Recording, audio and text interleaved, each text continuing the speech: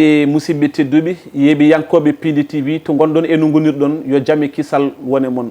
en garti filde lefol men ɗimmol hono ma commune caggal kaydo mbaɗɗen on ɗon émission hakkude men e commune mbo Hammady Hounare hande en garti wadde une autre émission taw ko battam lamijo hakkude men e monsieur Kébé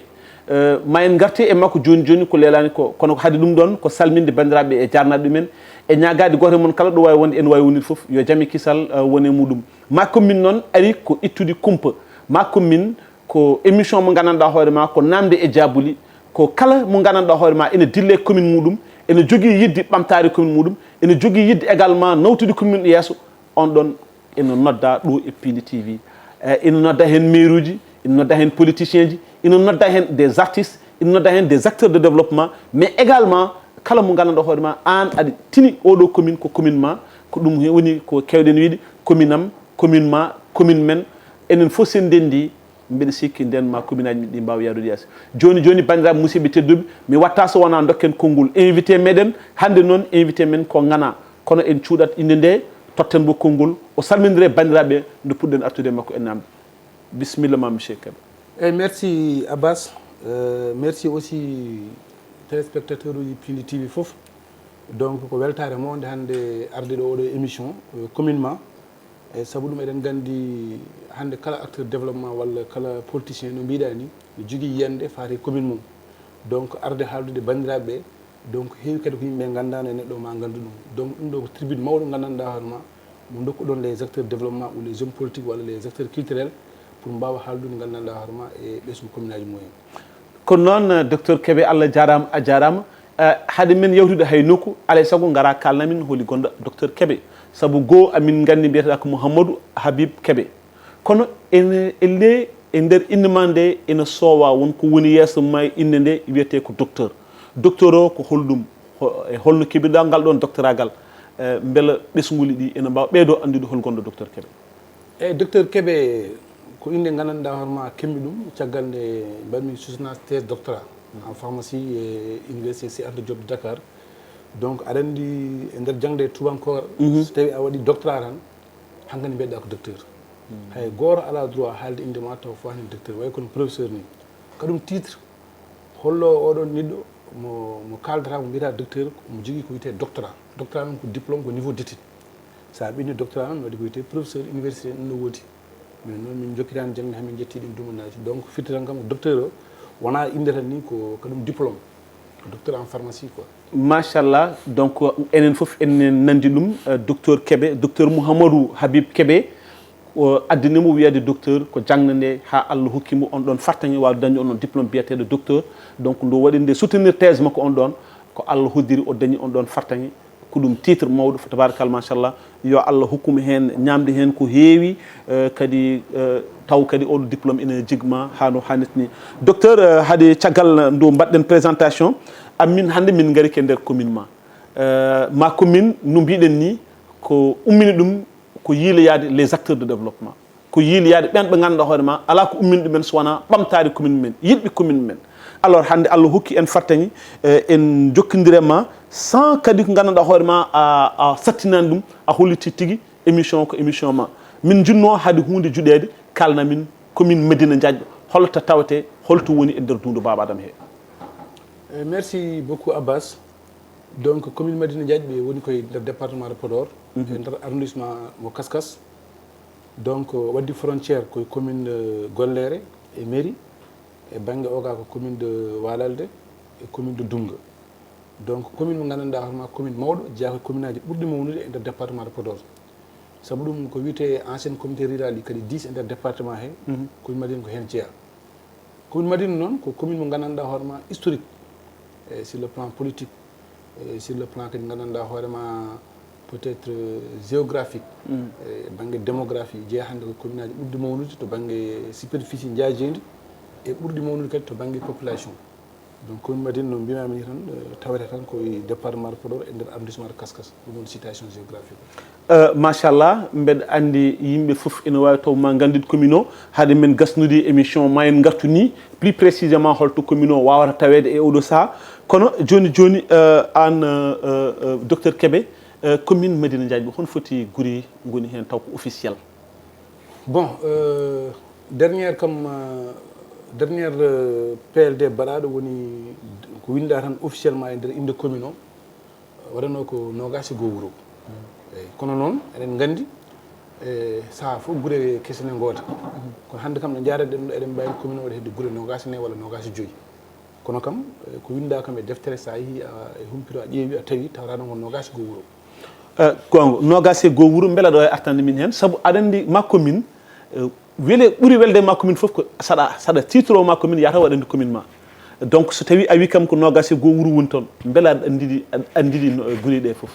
eyyi bon aɗa andi pulaar ne heewi wiide mo limi fof juuma gonga commune o waɗi ko pecce tati no waɗi ko wiyete waalo no waɗi ko wiyete jeejugol no waɗi ko wiyete jeeri gonga commune o ko noon lellori sa yi banggue waalo to woni toon ko Dunguel woni toon ko Barangol walla mbiya Yalalɓe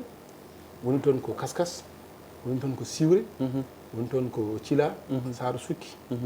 Guiro bon won hen ko amoji Guiro ko amo après gara Wuno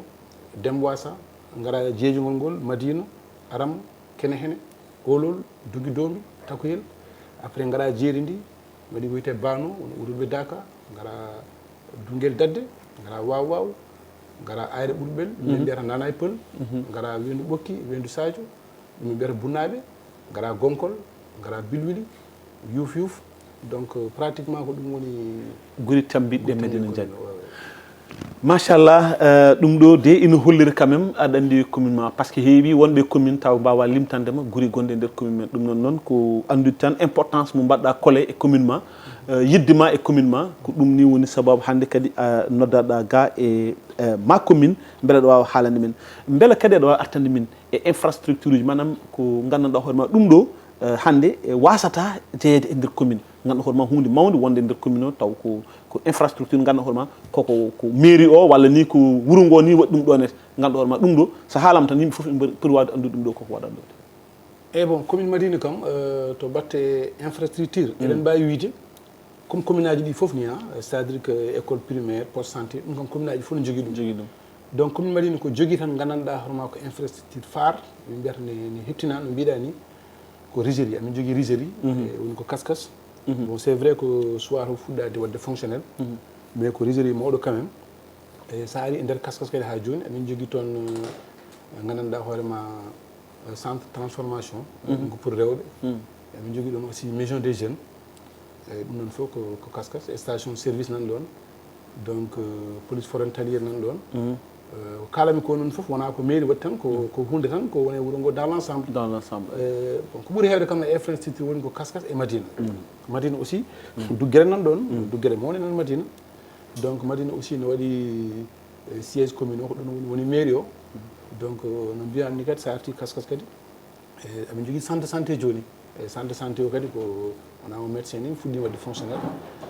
centre santé Kaskas an haali heewi no caɗele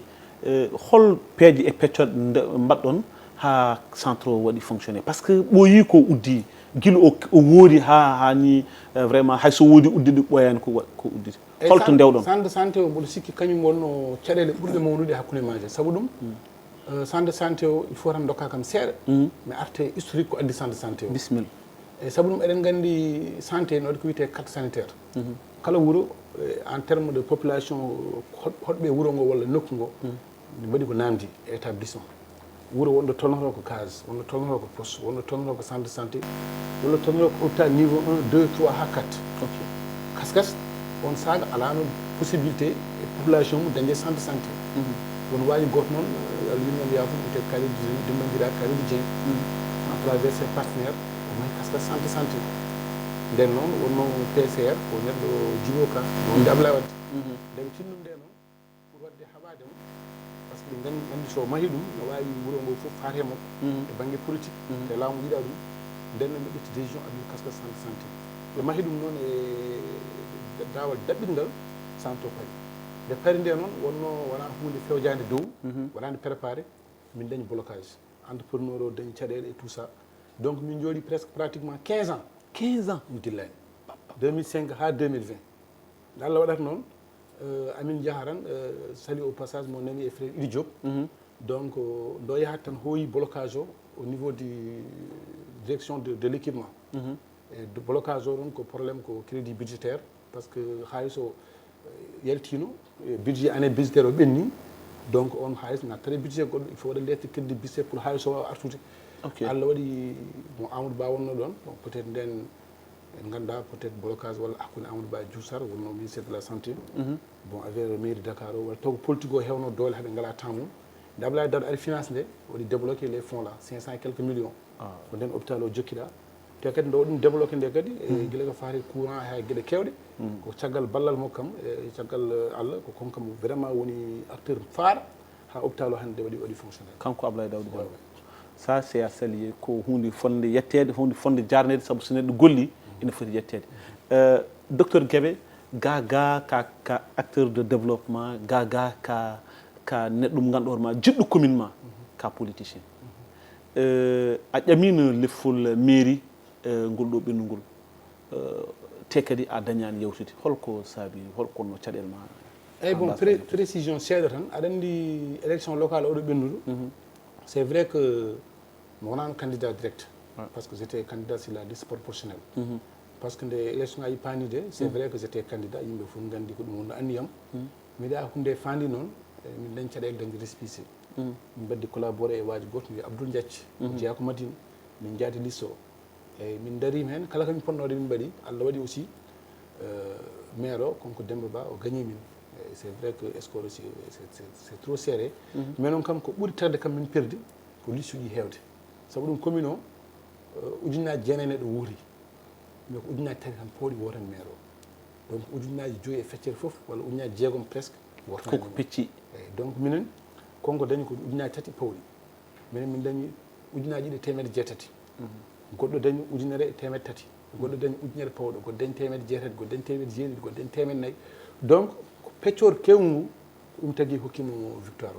o tagui mi perdu tan ko min nunko famdirde koye men saabu ɗum neɗɗo so tawi oɗon goni commune oɗon jiiɗi changement on ndendat gonga hay son ndendani kam taw pecce ɗe kewata kono wayno liste uji jeegom walla jeeɗiɗi e commune goto ɗum ɗon toujours ko maire gonnoɗo pouvoir tan dokkotam sens quoi ok ɗum ɗon famminta yimɓe tan ko feccoru moƴƴani ouais c'est ça e ngun ɗon feccoru noon bon ma en gaɗo hen vers la fin mais au niveau de la commune so Allah ka acteur de développement beele tan won e jaati won ko ganduɗa hoorema an a miɗum addude tan e nder commune o ha yimɓe commune o foof mbawi yiide ɗum wawi naftude commune o foof par ce que aussi wiide nde comme acteur de développement te taw hay hunde addanta yimɓe a nafta yimɓe haydara est ce que ɗum aussi ko acteur de développement eyyi aɗa andi ɗon Abbas yimɓe mbaɗa hen amalgame mawɗo mi hokkuma exemple hande neɗɗo gonɗo maire o konko addata ko o ranani ɗum e jinnam makko gonga ko hunde budget gotaɗo e commune o ƴetti wiyeten kono président de la république hande Macky Sall taliji mo waɗatɗi e ponguji foof wona hayis mo roni ko budget Sénégal woni ɗon donc neɗɗo laamiɗo dokkaɗo budget yo liggo e neɗɗo mo laamaki mo ala budget mbawa fodde kono seulement noon no mbiɗa ni en tant que acteur développement minen guila min jibinama ko hen min goni eyyi saabu ɗum mboɗo tesko nde min dañi BFM dañi BFM ko kaskas garmi Dakar Limamou Laye min goni ɗo minen kasnaɓe min ndenti min mbaɗi créé fedde mi wiye ARC association pour la renaissance de kaskas ko nden min puɗɗi nade développement kala mamɓe ɗo ko c'est vers les années 2002 2003 on était très jeune nden min mbaɗi fedde min dañi haalis min pii min coodi micro ji min coodi leeci min mbaɗi jumaji ɗi appuyé tout ça e banggue sport aussi min mbaɗi appuyé ASC kaskas o min gummi ɗon en 2009 gonmi président amical des élèves étudiants de kaskas nden aussi guilay accueil o par ce que ballal wona tan haalis ɓolo donc ballal hay conseil nan hen nden so yimɓe dañi bac garat min jaɓɓoyoɓe kaskas min kalde mabɓe guilay orientation soɓe gaari université min ballaɓe mbaɗe orienté min ballaɓe e cuuɗi naɓe koɗiri min ballaɓe ñangga soɓe ñangui ɓe mbaɗi réussir ɗumen koye ballal jeeya min gummiron en 2009 garɗen 2012 mbaɗmi créé ko wiyete MJDC mouvement des développement de kaskas mbaɗmi ɗum créé noddumi ko réunion tan école kikiɗe primi tan noddumi réunion il y avait plus de 500 jeunes à l'école primaire de kaskas mais qu'est ce qui t'a motivé holko waɗma motivé ha hande cuusɗa ni politique par ce que ele hojomaji ɗi nen dogo eyyi non c'est ça aɗa andi toujours sa woni acteur développement min objectif am c'est pas ma personne par ce que min nanggumi ko so tawi a jibinama e wuuro a mawni e wuuro a janggui haɗa poɗɗa janggude ɗo a dañi hen won martaba donc yimɓe jogee ma yakar par ce que yimɓe mbawi aɗa wawi noddude ɓe mbasnota dem aɗa wawi noddude aussi ɓe gandinma ko kalta ko ɓe jarani hen mais saaɓe noroma aɓe gonde ma tan annene en retour il faut ƴeewa dañande hunde ko mbaɗanɗa ɓe ɗum tagui min à travers pôle emploi mo gonnomi o mi walli hewɓe dañi financement ji e nder kaskas wonen nan liggoro hannde ɓe nane guesse ɓe nane poulaye ɓe nane foof e banggue emploi ji kadi par saaha foof so hunde dilli to banggue Abdoulaye Daouda min jahata min koccino hunde min gadda somin gaddi koye commune o min nawata seulement ne manqui par ce que demande o ne fowri ha ɓutti ko yimɓe namdoro ko fof minen position mamin goni hannde min mbawde foof par ce que min somiɗo arte pôle emploi mo gonɗa to wonano kaskas tan gonanɗa toon ko département foof donc demande o mbeɗa andi no wayi par ce que min hooram en ɓe sikki mbeɗa humpiti tigui rigui holno ɗum wayi teddude e no ɗum wayi musde eyyi aɗa andi ɗon déjà toujours mbaɗa daña probléme aji mbaɗa yimɓe heeɗo mbaɗa kam interpellé min mbiya an pôle emploi o est ce que wona commune Madine tan par ce que pôle emploi o déjà sélection dossier DER ko au niveau de Dakar wona au niveau de Podor ok minen min mbawi ko wadde sensibiliser yimɓeɓe minen noon ballal mamin mbaɗene commune amen ko arde ɗum wona yimɓe oroji ballaɓe kayitaji joɓanaɓe pen projet ji mabɓe nawaɓe ha Podor ɓe mbiɗa déposé ɗum noon peut être won hen yimɓe dañani waɗani ɗum suka mumen non aɗa andi ɗon jagguirten ɗum tan ko yiɗande hoore wona añande bandum bon département Podor fof jiiɗani ha d' accord bon moyen o hewrani noon ha wawa sarade no hannirta ni quoi mais quand même néanmoins aɗa acca hakkille ma e wawde wattude sarde ha ɓuuri yajde par ce que ɗum kadi woni ko nafatma ɓayde kay ke ɗo gonɗa surtout acte politique mo mbatta o est ce que won yawu mo joguiɗa e gestion mairie o ɗo noon maire o enen heɗo men woni monsieur Demba Ba so tawi kadi vraiment won ko yiye ko kalten ko ganduɗa hoorema omo yiiɗi wadde réplique en tout cas Pindi TV ene jaɓɓimo so tawi wonko jiiɗa koni ko yawni ko ganduɗa hoorema ɗum ɗon ni waɗmon motivé ha vraiment jiɗɗon par ce que so mbeɗa siftoro Médina Diagbé wona an tan goto woni toon jeune cadre walla responsable politique vous êtes un peu nombreux holno ko mbawɗa haalande eyyi bon min kam nanggumi tan ko toujours kala gardiɗo ma waɗ ko golli gonga ma waɗ kadi ko manquini eyyi saabu ɗum hannde aduna ɗo tolniɗo yimɓeɓe pini eyyi nden laamuji nden ɗi ɓurno wawde juutde e laamuji joni ɗi saabu ɗum nden WhatsApp alano réseau sociaux alano joni yimɓeɓe fof ko pini donc hay sa joni aɗa liggo aɗa sikki aɗa funti yimɓeɓe ko hoorema funtuɗa yimɓe ne gandi seulement noon commune Madina nen heewi bruit mais bruit nanteɗo foof pour la plupart wona jomum liggima liggaki ko surtout la gestion la manière de faire c'est à dire que gestion participative o woni ko waɗaka sentir au niveau de la commune par exemple jiiɗa wadde ɗon station taw ko leydi ndi ko leydi hôpital minen min nangui ko hôpital foti ko moftinede leydi mum janggo sonen ɓeyde taw ne jogui ɗo waɗa ko hôpital ɗum extension mo dañi o hôpital Wourossogui et tout ça walla duggere ne waɗe mbiyaɗo duggere tawa haaldani yimɓe joom leydi en ɓe gara mbaɗa forcing gendarmerie gara nangga yimɓe ɗum noon foof wona hunde addore deƴal bon ɗum no waɗa toon e Médina Diagbé kewi commune Madina kewi commune Madina wona goho wona ɗiɗi taw ko poɗidal hakkude population peut être e maire o walla toujours il y a eu des points de presse il y a eu des arrestations et tout ɗum à chaque fois ɗum kewat probléme leydi kam commune Madina surtout kaskas eyyi ɗum noon pour min addi ɗum tan ko wasi haaldude yimɓe eyyi saabu ɗum so tawi a woni maire an a ɓuurani yimɓe gandal a ɓuurani yimɓe finde mataw kay so yimɓe jaati compétition tan il faut waɗa gañiɗo gonga an gañiɗo o noon hoto sikku ko an ɓuuri heddiɓe kala kaɗa waɗa mbaɗanta population disdire mabɓe sa ari a noddi population ayi min de kam jiɗɗo waɗande moon station ƴeewe leydi a hooti a deeƴi saaɓe nandiriɓe min mbi ko ɗo min dokkuma leydi gonga nden watta haala mais sa ari noon an a ƴeewi tan ɗo jiɗɗa wadde mbaɗa taw haaldani yimɓe cikka an ceyi leydi ndi par ce que maire jaa leydi maire ko halfina pouvoir pendant 5 ans sa halfinama noon wona ko an jeeyi donc toujours kala kaɗa waɗa so umrini population o watta haala donc commune Madina garten e question ma wonko waɗa heewi maire o waɗi par ce que hannde sam joni ɗo wi maire o ala ko waɗi par ce que min ko 2 fois mboɗon conseil municipal c'est vrai que wonde conseil municipal joni hay traffittare saabu ɗum ala konngol maire il a le plein pouvoir maire yimɓe mum kala ko mbaɗi décide ko ɗum ɓennata an sa ari a wullat ha Tamba ka ala ha Tamba haydara awa changer hen ɗum de kala laminaɗo maire ko on tan waɗa rendre compte par ce que conseil municipal o konko ala won pouvoir par ce que o wawa dañde korom ha wadde bloqué décision maire o pour la plupart ko maire jogui majorité maire Madina liggima o liggima ko heewi kono wonko manque ha heewi par ce que sa ƴeewi hokkuma exemple jeeri ndi c'est vrai que maire wona kañum forade forage mais maire uji men eɗen gandi ne mbaɗa utiliser leur relation à travers le gouvernement ha daña forage uji commune Dunga Keesi Bousso waɗi forage uji kewɗi commune Dunga Oumar Baba Ba ɗeɗo balɗe en ji e Mboyo forage donc commune Madina minen ko wiyete aussi commune Fanaye hay kañum Fanaye waɗi forage hay commune Fanaye on dañi non jinmiɗen commune Madina mboɗo nan aɓe mbiya jeeri ndi joni natti ɗum duti kala ɗo jaaɗa 5 kilométre ma dañ forage sa ari commune Madina ma ya 40 kilométre a yiyani forage ah bon to banggue ndiyam y a rien non ɗum je le dis au fort je le dis partout c'est vrai ko parti au pouvoir gonmi wona hande martabam daddaraɗo ɗon ene ŋañña ɗum ɗon mais c'est la réalité c'est la réalité sa yi ɓerde ma mettat aɗa yiya guure ganduɗa entier guure mawɗe comme no Birwili en ayi probléme wawa ñande fof ko eltina e WhatsApp uji wawa aussi ke commune Madina Diaby ñanden bano dañino pan machine hande ayre ɓuuri ɓe ngala château mawɗo alors joni solution comme par exemple hande so tawi hande Médine Diaɓɓe naaɓe koolimama walla commune Médine Diaɓɓe hoolitimmama ha itti commune o resdimama solution taw ko dar holko cikkuɗa ko ɗum ɗon foti wonde solution non min nangumi solution tan ko wadde prioriser gandanɗa hoorema so goƴaji ɗi c'est à dire que commune o omo jogui budget makko ko par année wiyama ko temedde ɗiɗi million ko temettere million min ƴewami ko gandanɗa hoorema ɗum ɗo ɓuuri jojjude mbaɗen ɗum ko ganduɗa heñoraka comme no lycée so tawi yimɓe ne jogui lycée ne jangga lycée wona lycée moderne comme no lycée Kaskas o ni mais ɗum wona priorité lycée oɗon kay ɓay tan sukaɓe ne jangga ngala probléme ɓe janggu si ha doole dañama mais ko fati ndiyam wawa fadde non wawa pour min hande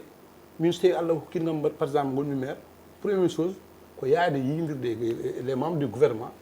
mi wannaɓe situation commune o ɓe ganda y a une disparité totale dans le département saabu won commune aji jahata aɗa yiya forage uji tati joyni pawdiri e nder rayon goto 20 kilométres alors commune Madina sa ari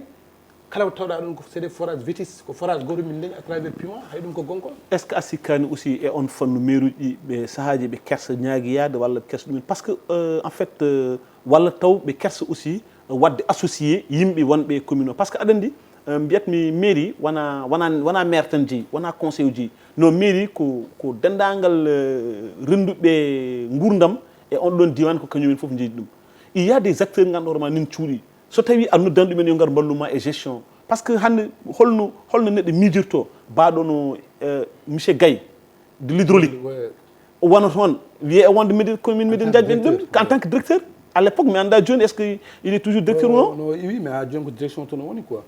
mais ɗum holno woni data est ce que ɗum ɗon so tawino comme par exemple hande maire waɗino associé ɓen ɗon beele ɗum ɗon ɗen ɗon caɗele ɗen mbawɗa aɗa andi probléme fouraji men ɗi foof ne heewi kiram ne heewi kiram ok aɗa andi maire aussi so wi wawa ñagade te ana ñaganaki hoorema neɗɗo foti hirsude ko ñaganade hoore mum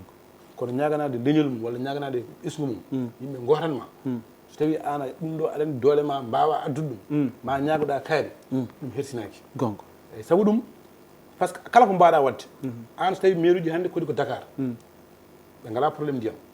mais an population ma dañi probléme ndiyam so meeting ari ngara e mumen aɗa haala mais an toujours saɗa aɗa arta aɗa foti dañde hen probléme ɗum tagui pour min DG hydraulique Harouna Gaye ko neɗɗo moƴƴo kala probléme ndiyam baɗɗam e commune o so noddama waɗa intervenir même dans le département mais seulement noon est ce que waɗama impliqué est ce que hollirama foof bon noon kadi c'est un autre débat wawa nadde hen par ce que mi anda relation mo koye maire o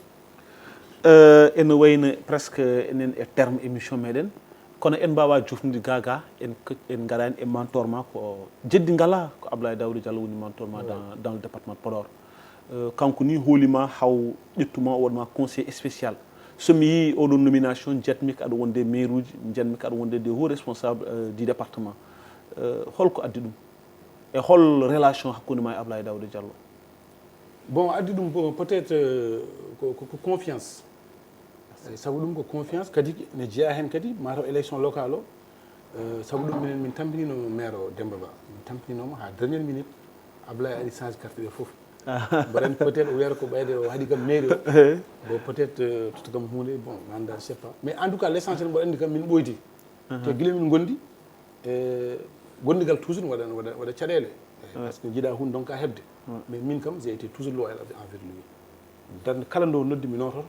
kala kadi darima ko haalamo kalani omo andi ɗum o heftini ɗum en tant que cadre ni won wiyoɓe ni min hande o fotno tudde kam ko direction walla gueɗe mbaɗe noon kono min nangumi tan fof ko juuɗe Allah woni neɗɗo wawa hebde ko Allah hoddirani kono l' essentiel ko tuddi kam ɗo fof mi yawani ɗum mboɗo andi kadi kadum teddugal sabu ɗum daɗum arata nde mi andi koye maire uji très rapidement relation ma hakkude ma e sukaɓe Médina Diaby bon relation normale sona tan relation musɗo sabu ɗum mboɗo yiya goƴaji mabɓe ñan foof mais mi wawa reglude foof te min kadi mi yiiɗa fenande neɗɗo commune Madina hannde ko commune aji ɓurɗi yejjirede en terme d' emploi des jeunes par ce que pratiquement sa ɗi commune Madina guila makki laaɓi faade joni a walide 10 personnes dañɓe emploi e nder commune o alors qu'il y a d' autres communes gandanɗa hoorema ne jaare 20 30 40 50 alors est ce que aɗan miijo e holɗin solution ngaji poɗɗa waɗa wadde beelma ɗum ɗon iw hen gonmi jamma ñalawma min mbimami ni sa ala pouvoir wonka wawa wadde joguiɗa tan ko yidde e anniya mais tiyade limite ok bandiraɓe musidɓe tedduɓe mbi sikki yewtere men raɓɓiɗi ko ɗo gasata en batta so wona yettude e jarnude docteur Kébé e weltanademo e kadi ñaganademo Allah ko haali ko ɗo wonde effectivement sa yiiɗi wadde hunde yataw aɗa jogui doole muɗum yo Allah hokkuma doole ɗen ɗon ha mbawa ɗuminde par ce que kala balluɗo suka walli ko avenir nokku muɗum par ce que sukaɓe kamɓe goni avenir janggo ɗum noon yo Allah hokken wattude émission goɗɗo taw leelani konngol ma battidigol docteur Kébé bon ko weltare rek ko weltare c'est vrai que émission raɓɓi ɗi mais noon ko pulaar wi dabɓo nafoka donc mboɗo si kala keɗiɗo émission aussi ma waw janggude hen ko heewi ko fate yam min surtout e dans la commune de Madina donc ko weltare aussi arde ɗo e oɗo télé nde garmi nde a jaɓɓima kam a teddini kam donc vraiment a waɗi aussi kam ɓiɗɗo département o a waɗi aussi kam ɓiɗɗo leñol ngol donc ko weltare tan ñaganadema aussi on télé oɗo yiya ha wonde télé mawɗo to ganduɗa hoorema natta wonde télé peut être internet to ganduɗa so dañi satellite international o watta nanede ha wonta numéro 1 télévision e monde o amin ya rabbal alamin makko min ko émission moon moni foof ene jogui hen fodde no mbiɗen ni wadde enen ñaagui dendagal maire uji gonɓe Sénégal mi wiyani département de Podor kala jiɗɗo bisimilla muɗum e makko min faltaki hay goto acteur de développement commerçant artiste gandanɗa hoorema an aɗa yiiɗi commune ma bisimilla ma kewɗen wiide ɗum ko makko min ko commune am ko commune ma ko commune men sen ndendini doole meɗen mbawen yawrude yeeso kono sen certi Allah subhanahu wa taala yiiɗa yimɓe certuɓe bandiraɓe musidɓe tedduɓe ha lawol gongol assalamu aleykum